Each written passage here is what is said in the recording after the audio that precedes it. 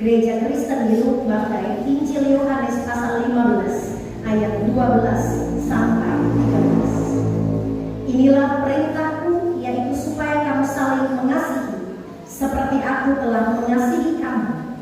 Tidak ada kasih yang lebih besar daripada kasih seorang yang memberikan nyawanya untuk sahabat-sahabat. Demikianlah firman Tuhan yang disebut berbahagia adalah kita semua yang membaca, kita semua yang mendengarkan dan terus melakukan firman ini dalam kehidupan kita setiap hari. Shalom. Shalom. Bapak Ibu jemaat yang kekasih dan diberkati Tuhan, sidang masa raya Advent yang kekasih dan diberkati Tuhan, kita menyatakan pujian dan syukur kita kepada Tuhan karena kasih dan kemurahan-Nya terus menuntun perjalanan kehidupan kita sehingga kita boleh ada di minggu yang terakhir, minggu Advent yang keempat, semakin dekat dengan masa-masa penantian akan kedatangan Yesus Kristus.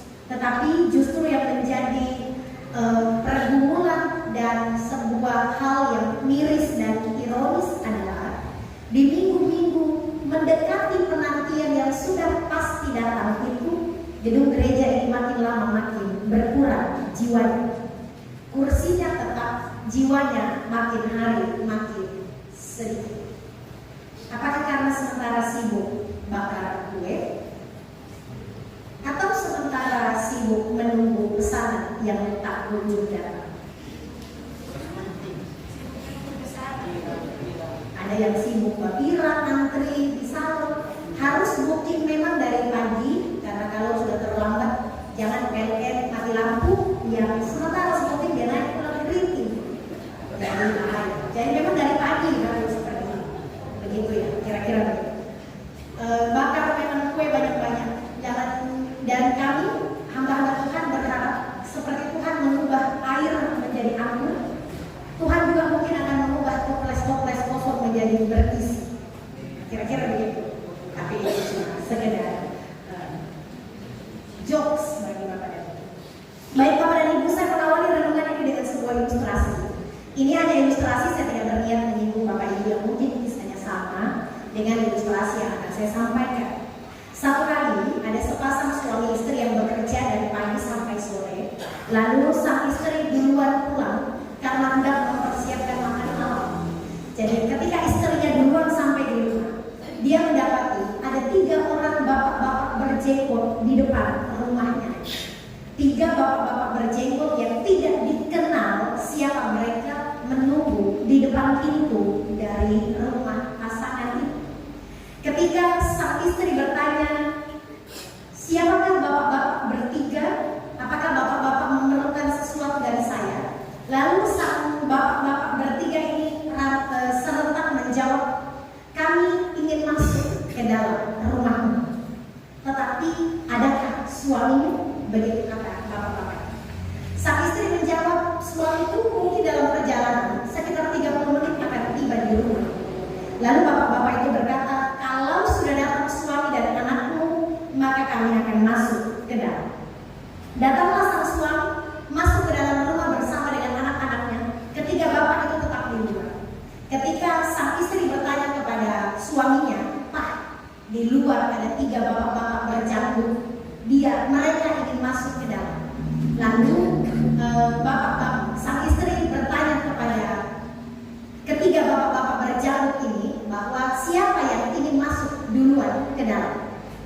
Bapak-bapak berjanggut ini berkata, minta kepada suamimu untuk memilih 1 di antara kami bertiga.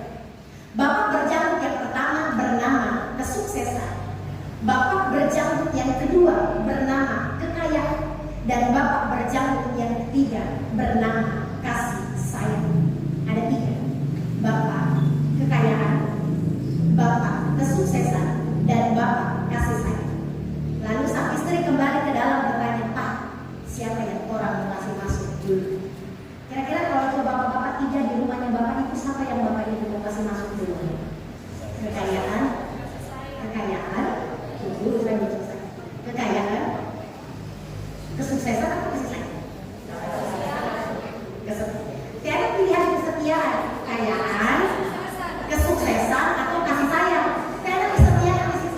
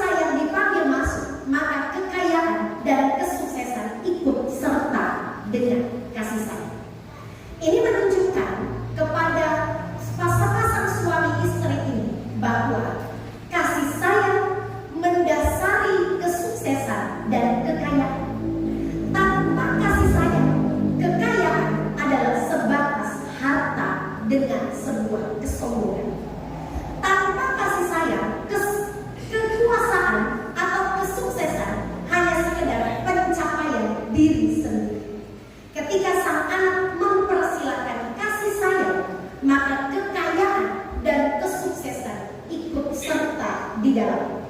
Ketika sang istri bertanya kepada tiga bapak-bapak, bapak-bapak bertanya, ketika engkau memilih kesuksesan, maka kami berdua tertinggal. Ketika engkau memilih kekayaan, maka kami berdua tertinggal. Tetapi ketika engkau memilih kasih sayang, maka kami, kekayaan dan kesuksesan ikut serta di dalam. Masihkah Bapak Ibu memilih kesuksesan? Kalau datang orang tiga di depan gereja, siapa yang Bapak Ibu panggil? Kasih sayang. Nah, hari ini bacaan firman Tuhan, saya beri tema, kasih adalah dasar dari segala sesuatu. Bacaan firman Tuhan hari ini Yohanes pasal 15 ayat 12 sampai 13. Inilah perintahku, yaitu supaya kamu saling mengasihi seperti aku telah mengasihi kamu. Tidak ada kasih yang lebih besar daripada kasih seorang yang memberikan nyawanya untuk sahabat-sahabat. Ini adalah perintah dari Yesus kepada murid-muridnya sebelum Yesus meninggalkan dunia ini, kembali ke surga. Dalam nuansa kenaikan Kristus kembali ke surga, Yesus memberikan perintah kepada murid-muridnya untuk saling mengasihi. Perintah ini didasari dari kasih Allah yang besar, kasih yang menyelamatkan. Sehingga kalau kita mau hidup saling mengasihi, dasarnya kita sudah tahu, fondasi kasih itu adalah kasih Allah yang menyelamatkan. Dasar dari kita mengasihi orang lain, dasar dari kita mengasihi pekerjaan, dasar dari kita mengasihi pelayanan, dasar dari kita mengasihi pekerjaan yang Tuhan berikan adalah kasih yang diberikan oleh Allah kepada seisi dunia lewat kedatangan Kristus Sang Bayi Natal. Ketika Adam dan Hawa makan buah pengetahuan tentang yang baik dan yang jahat, hubungan Allah dengan manusia terputus. Manusia tidak bisa lagi berjumpa dengan Allah muka dengan muka sebagaimana yang terjadi di Taman Eden. Manusia bisa bercengkerama langsung dengan Allah. Tapi ketika manusia makan buah pengetahuan tentang yang baik dan yang jahat, manusia tahu bahwa mereka telanjang, mereka bersembunyi dari Allah. Saat itulah Allah marah terhadap manusia dan membuang manusia ke dalam dunia.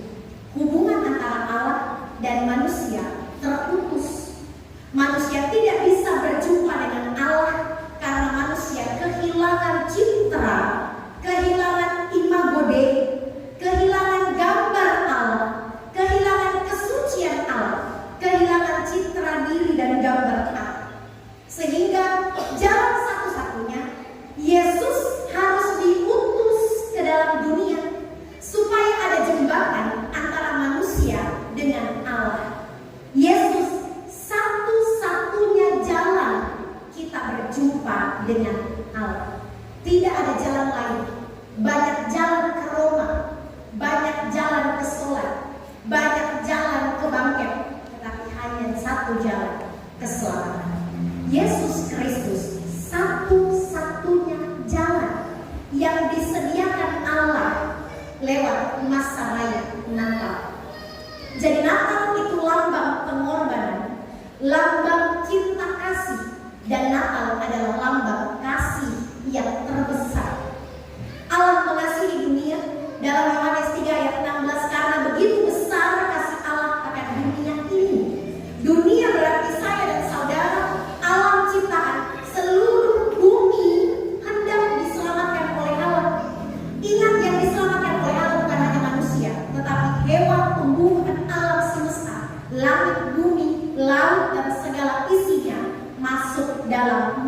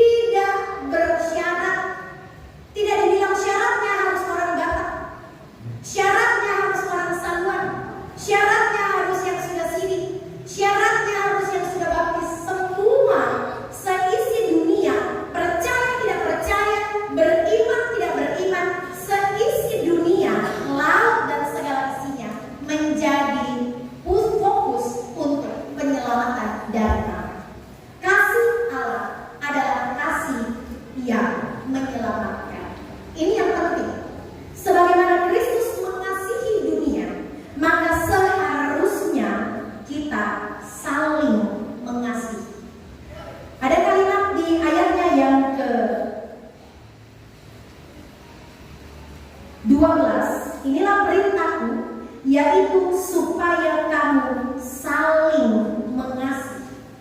Ada kata saling berarti bukan cinta bertepuk sebelah tangan.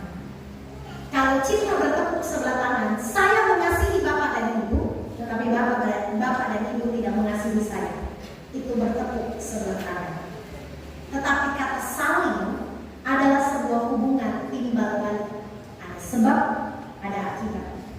Ada asap, ada api. Saya mengasihi, Bapak Ibu mengasihi. Kita saling. Saling artinya melengkapi. Saling artinya memberi diri. Saling artinya ada komunikasi dua arah, bukan hanya komunikasi satu arah. Sehingga ini bukan pilihan. Mengasihi bukan pilihan menjadi orang Kristen, tetapi mengasihi adalah perintah. Siapa yang melakukan perintah Tuhan, mereka diberkati. Siapa yang tidak melakukan perintah Tuhan, mereka tidak diberkati. Perintah untuk saling mengasihi tanpa syarat, saling mengasihi tanpa batasan, saling mengasihi tanpa syarat, saling mengasihi tanpa alasan, dan saling memberi diri untuk melakukan pekerjaan yang baik di dalam Tuhan. Caranya adalah ayat 13. Tidak ada kasih yang lebih besar daripada kasih seorang yang memberikan nyawanya untuk sahabat-sahabat. Bapak Ibu mau saling mengasihi? Cuma dua yang menjawab. Bapak Ibu mau nggak saling mengasihi? Mau. Perintahnya adalah berikan nyawamu untuk sahabat-sahabat. Mau. Nyawanya orang bukan nyawa kucing yang ada 13, cuma satu. Kalau hari ini saya berikan nyawamu untuk Ibu Pendeta, baru Bapak dan Ibu suka habisan nyawa. Kalau habisan nyawa berarti Bapak Ibu mau saling mengasihi? Mau memberi nyawa untuk sahabat-sahabat? Tidak. Makna memberikan nyawa untuk sahabat-sahabat kita, nyawa kan yang paling berharga. Tergantung konteks, nyawa adalah yang paling berharga. Sehingga kasih ketika Bapak dan Ibu mengasihi mereka yang mengasihi Bapak dan Ibu, apakah upahmu? Ketika saudara mengasihi orang yang mengasihi kita, apakah upahmu? Ketika saudara mencintai orang yang mencintai saudara, tidak ada upah di dalamnya. Tetapi makna nyawa adalah makna yang berharga, yang paling mulia, yang paling indah yang kita miliki, rela kita korbankan demi kepentingan orang lain, biar saya yang melebur dalam kepentingan diri sendiri dan saya mengorbankan diri saya untuk kepentingan orang lain. Itu makna memberikan nyawa untuk sahabat-sahabat kita. Memberikan apa yang paling berharga, hidup ini kita berikan untuk melayani Tuhan, untuk kepentingan banyak orang. Kita melebur bersama dengan diri kita sendiri dan kita mengutamakan kepentingan banyak orang. Memberi waktu bagi banyak orang, makna memberikan nyawa untuk sahabat-sahabat kita. Memberikan perhatian bagi banyak orang, memberikan dukungan bagi mereka yang berduka, memberikan motivasi bagi mereka yang bergumul, memberikan penguatan dan support bagi mereka yang sedang dalam permasalahan. Makna dari kita memberikan nyawa kita untuk sahabat-sahabat kita. Maknanya seperti sebuah lilin yang kita nyalakan dari minggu Advent 1 sampai minggu Advent yang keempat. Lilin ini rela habis terbakar demi menerangi isi dunia. Jadi makna minggu Advent sesungguhnya adalah makna pengorbanan diri. Tanpa Natal, tanpa pengorbanan tidak berarti Natal. Tanpa kasih tidak berarti perayaan Natal.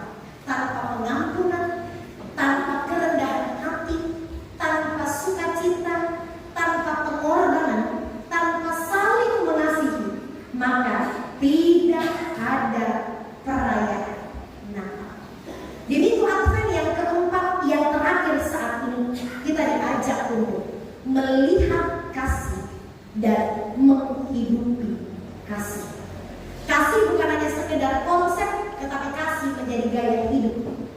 Kasih bukan hanya sekedar pengakuan, tetapi kasih menjadi sebuah gaya hidup. Makan, minum, tidur, bekerja, beraktivitas, sekolah, dan melakukan berbagai bentuk pelayanan, muatan kasih di dalamnya. Ketika Bapak dan Ibu mempersilakan kasih sayang masuk dalam pelayanan kita, maka kesuksesan dan kekayaan mengikuti. Ketika Bapak dan Ibu mempersilakan kasih sayang masuk dalam rumah tangga kita, maka kesuksesan dan kekayaan mengikutinya. Pilihan ada di tangan Bapak dan Ibu. Siapa yang Bapak Ibu persilakan masuk? Mari kita tinggalkan dendam, emosi, amarah, sakit hati, kesombongan, rasa ingin dipuji, rasa ingin dihargai, rasa ingin diangkat, rasa ingin disanjung. Tinggalkan itu. Wujudnya akan kasih Allah dalam kehidupan kita, dan biarkan kekayaan dan kesuksesan menyertai